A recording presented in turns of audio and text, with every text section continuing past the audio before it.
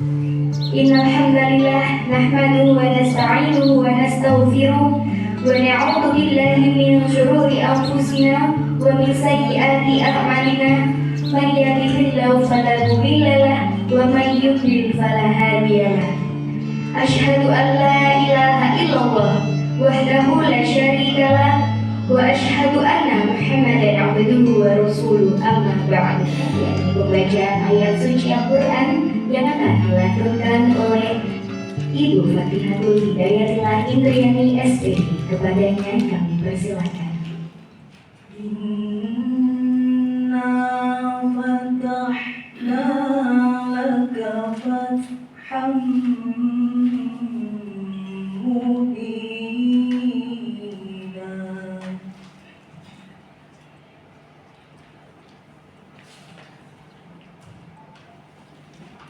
Yaghfir laka Allahu ma taqaddama min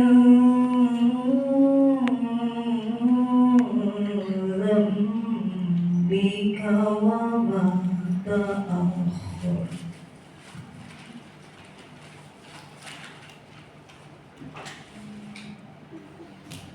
Wa ma ta'akhkhara wa yutimma ni'matahu 'alaika wa yahdiyaka siratan mustaqima.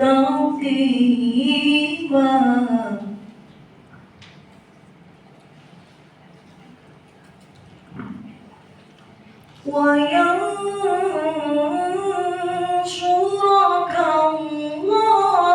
Allahu nasran aziza.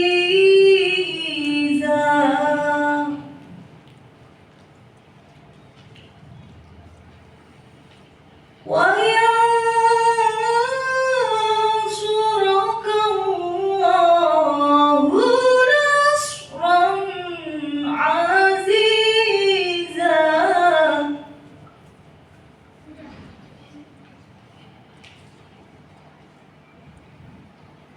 Huwallazi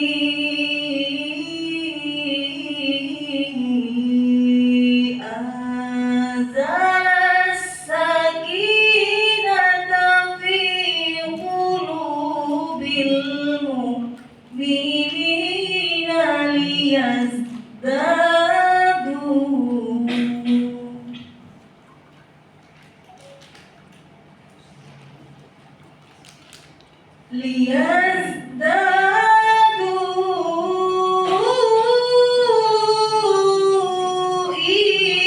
imanan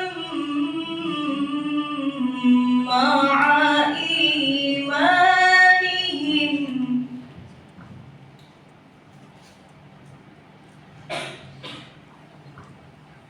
Walillahi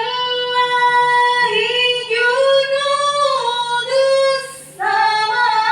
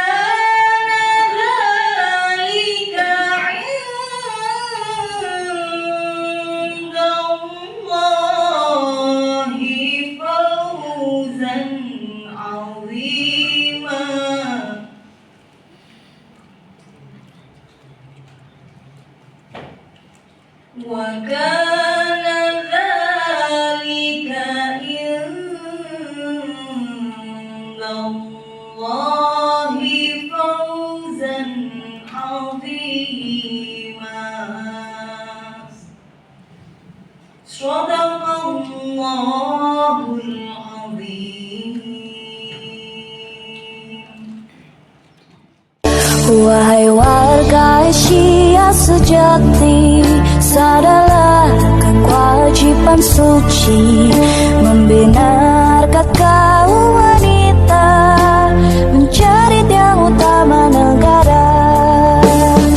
Di telapak kakimu terbentang surga, di tanganmu lah nasib bangsa. Mari beramal dan berdama bakti, membangun negara, mencipta masyarakat Islam sejati, penuh karunia.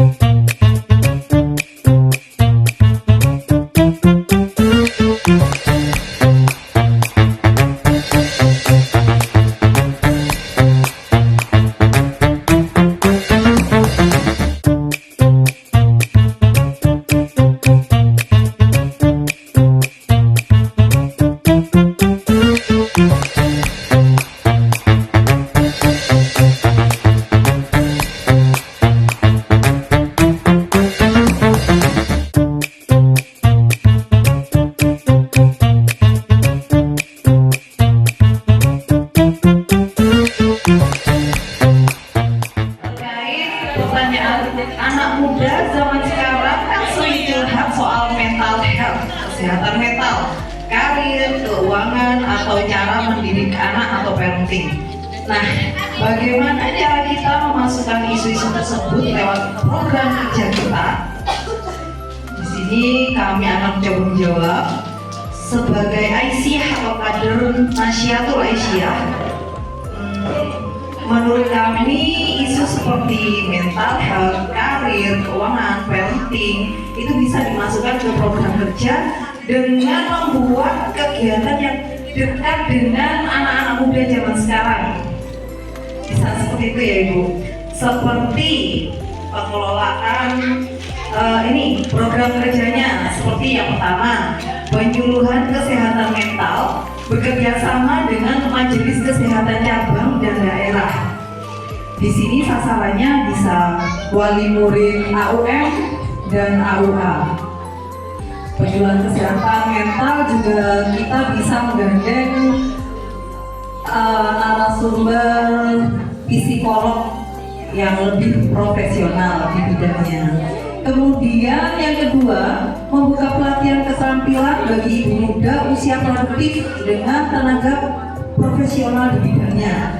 Seperti hal ini kita bisa menggandeng ibu-ibu yang memiliki keahlian atau keterampilan PL yang ada di kecamatan, atau bisa saat ini yang lagi booming tentang pengelolaan sampah. Yang awalnya sampah tidak bisa kita apa-apakan beralih ke TPA. Saat ini kan SE Bupati sudah tidak memperbolehkan hal itu terjadi. Jadi kita ibu-ibu hebat harus meminimalisir sampah itu, betul memilah secara mandiri dari dapur kita masing-masing. Nah itu kita juga bisa menggandeng yang istilahnya bank sampah untuk saat ini. Waalaikumsalam warahmatullahi wabarakatuh. Tentunya yang pertanyaan nomor 4 ini adalah jawabannya luar biasa sekali. Tepuk tangan untuk kelompok 4 karena memang isu-isu nyata ya. Iya, dan dari isu-isu tersebut dimasukkan ke dalam program-program kegiatan, kemudian memanfaatkan narasumber yang ada di daerah masing-masing, baik di cabang ada maupun di ranting ada maupun di NAD. Jika memiliki kemampuan bisa kita gandeng untuk menjadi narasumber. Setiap kader perempuan muda memiliki latar belakang profesi dan bakat yang beragam. Ada yang ahli IT, ada yang siswi, yang tenaga pengajar dan medis, serta lain-lain.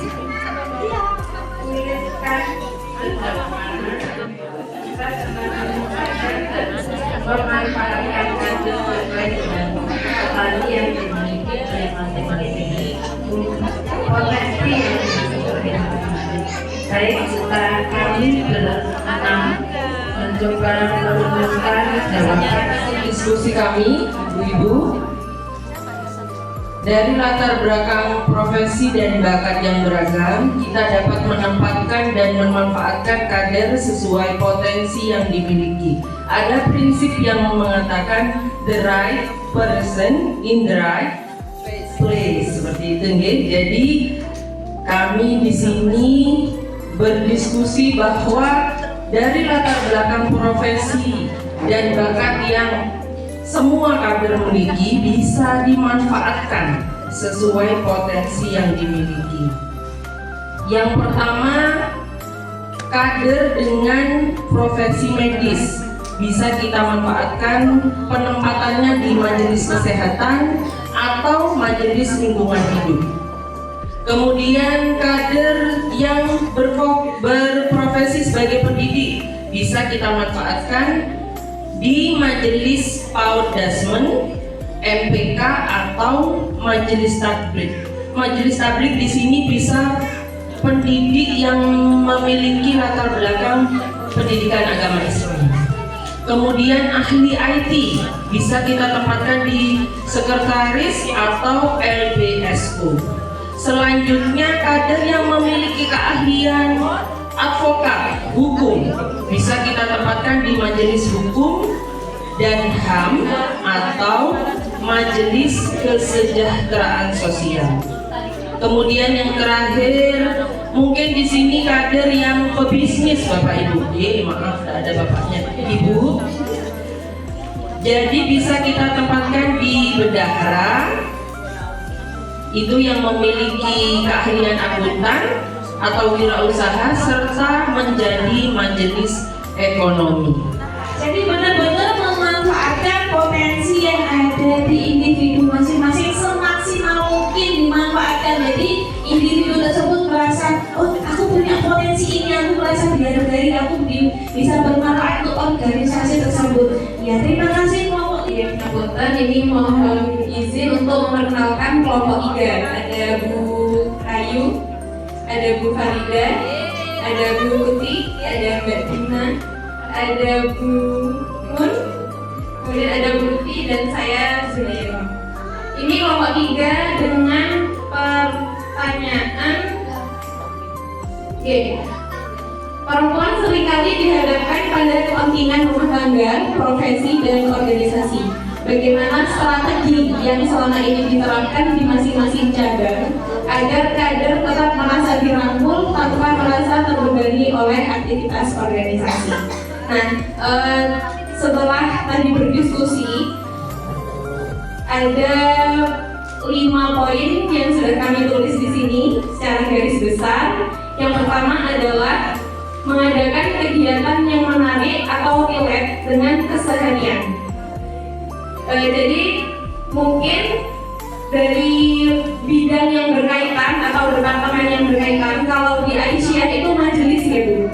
Kalau di NA itu ada departemen, itu bisa mengadakan program kerja atau kegiatan-kegiatan yang relate dengan keseharian kita sebagai ibu-ibu senior gitu ya, dan mungkin ibu-ibu muda. Jadi kegiatannya tidak monoton, lebih bervariatif, tidak menghabiskan waktu dan tenaga, tapi tetap bermakna begitu. Tetap bermakna, tetap bermanfaat. Kemudian yang kedua adalah apresiasi kader. Jadi apresiasi kader ini juga penting, tadi sudah disinggung oleh kelompok sebelumnya nih, bahwa mungkin ada beberapa orang yang kompeten di bidangnya, kemudian dia bisa bermanfaat untuk organisasi, kemudian mungkin anggota-anggota organisasi itu mempunyai prestasi dan lain sebagainya. Itu organisasi kita atau di Aisyah, di NA bisa mengapresiasi kader dalam bentuk apapun gitu. Meskipun di hal-hal kecil seperti membuat flyer, mungkin kader kita ada yang berprestasi, nah itu bisa membuat kader itu merasa dirangkul dan dihargai di organisasi tersebut. Izin menanggapi untuk jawabannya kelompok 3. Jawabannya sudah luar biasa sekali. Mungkin tambahannya adalah kita sebagai anggota organisasi baik Aisyah maupun Aisyah Kelasnya, kita juga harus mempunyai, jika seandainya kita datang dengan 2 agenda kegiatan yang memang harus kita hadir dan tidak kita hadiri, jadi kita harus bisa menentukan nih mana yang menjadi prioritas utama yang bisa kita hadiri, apalagi berkaitan dengan keluarga. Kalau memang keluarga kita membutuhkan kita, ya sudah kita sama keluarga dulu, dan harapannya anggota yang lain juga memahami anggota yang lain yang sedang tidak bisa menghadiri kegiatan tersebut, karena itu memang terjadi sama kita semua nih, ibu-ibu dan yuda-yuda. Tepuk tangan lagi untuk kelompok 3. Iya, maka saat diajak beraktivitas atau berorganisasi di Aisyah maupun di NA. Kemudian bagaimana solusinya untuk memecah faktor penghambat ini? Itu permasalahan yang disampaikan pada kelompok 2. Izin dulu kami memperkenalkan dari anggota kelompok 2. Saya sebagai tidak ada ketua ya Bu. Ini ditulis ketua. Ya ketua sudah saya mau saja ketua. Ketua saya Zaidah Rahmi dari PCA Kalisa. Nah, jadi kadang-kadang tidak ada izin dari keluarga. Kemudian faktor waktu. Keempat, beda pemahaman dalam berorganisasi. Dalam hal ini metode kita berorganisasi di masyarakat itu pada umumnya dipandang berbeda. Kemudian yang kelima, sudut pandang masyarakat terhadap Aisyah, NA dan juga Muhammadiyah. Ini juga menjadi faktor penghambat. Di sini sudut pandang yang mana biasanya itu dalam kaitannya dengan manhajnya atau dari metode kita menyampaikan visi misi kita itu memang berbeda ya, dari organisasi-organisasi lain yang ada di masyarakat. Kemudian solusinya, untuk solusi yang pertama, kita tidak bosan-bosannya untuk selalu mensosialisasikan visi misi yang ada di Muhammadiyah utamanya, ya, bahwa kita itu adalah organisasi Islam yang ingin atau berupaya untuk menjalankan Islam sebenar-benarnya berdasarkan Quran dan Muslimah. MC-nya RCC lagi. Yang lagi viral. Karena yang viral-viral itu yang semakin dikenal masyarakat. Nah, jadi ibu-ibu dan yunda-yunda bisa membuat kegiatan yang langsung viral. Misalnya NA bekerja sama dengan Fatayat mungkin. Haji mungkin. Guru mau wali murid maupun masyarakat sebagai sumber kader. Jadi kita melihat siapa saja yang dekat dengan amal usaha. Okay? Jadi kita perlu menyiapkan ruang agar semua pihak itu merasa memiliki, merasa terlibat, dan jadi kita bisa kalau saya sebagai guru, saya rasa sebagai guru itu masih banyak yang sudah aktif dalam pengabdian, tapi masih kurang dalam hal memaksimalkan keterlibatan diri dalam pemantapan ideologi Muhammadiyah. Jadi ngajarnya sudah aktif, tapi belum aktif dalam pengajian atau aktif dalam berbagai kegiatan yang sudah diadakan oleh kegiatan-kegiatan amal usaha itu sendiri. Kemudian yang pertama, langkah yang dilakukan untuk guru yaitu wajib aktif dalam kepengurusan dan kegiatan yang sudah direncanakan dalam program kerja. Jadi kami rasa perlu untuk mewajibkan guru dalam kegiatan apapun yang dilaksanakan dan diprogramkan. Kan banyak-banyak ini dengan menghadirkan psikolog ataupun kita selipkan dengan mungkin kita selipkan ideologi kita di situ. Masyarakat mengundang dan melibatkan dalam kegiatan sosial seperti bansos, pemeriksaan kesehatan gratis, juga pengajian. Kemudian peluang terbesar yang dalam waktu dekat kita bisa laksanakan yaitu pembagian daging kurban, kemudian pengajian wali murid, serta melibatkan guru juga dalam kepanitiaan yang diadakan oleh Asia.